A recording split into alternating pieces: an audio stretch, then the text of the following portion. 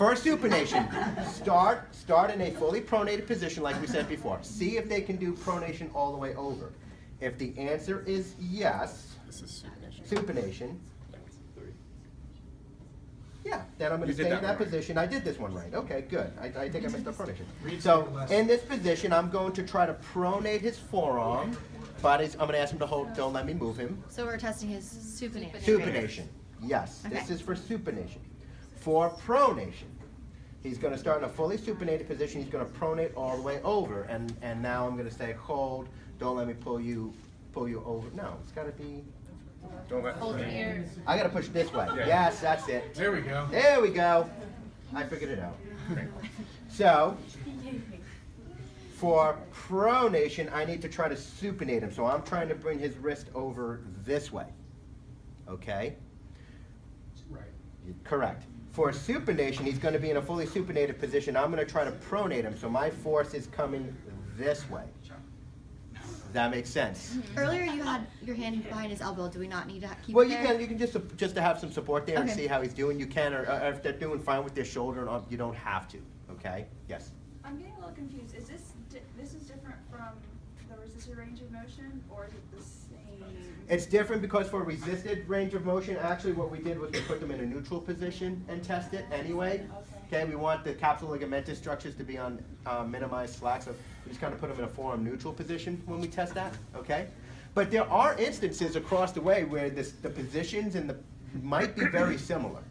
The difference between resistive range of motion testing and manual muscle testing is You're isolating a muscle group versus muscle strength. But what's the biggest difference between the two? Right. So what question are we trying to answer with this test? That's the big difference between the two. And for resistive range of motion testing, you're trying to see what is the health state of this muscle group. Is it strong or weak? And is it combined with, is it painful or not painful? That's what you're doing with resistive range of motion.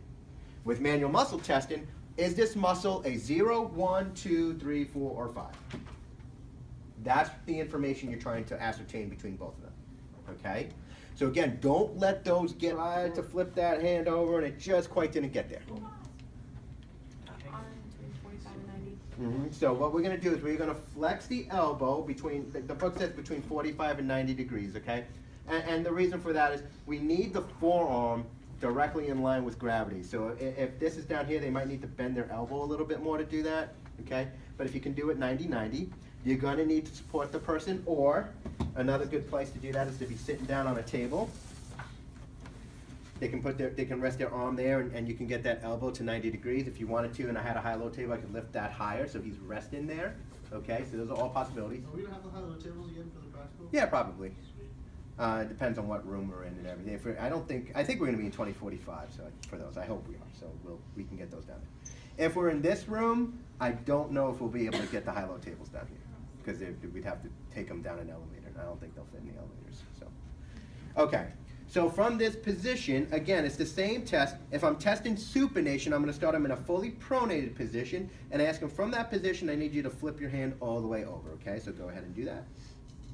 If you can get through full range of motion, it's a 2. If you can only get through partial range of motion, it's a 2-.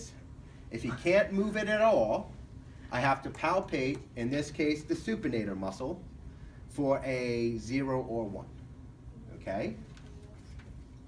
All right. And for pronation, we're going to start him in a fully supinated position and ask him to flip his hand over this way. So can you do that for me? He can. It's a 2. If he could only go part way, 2-. If he couldn't move it at all, you palpate it. If you can feel it fire in, pronate it.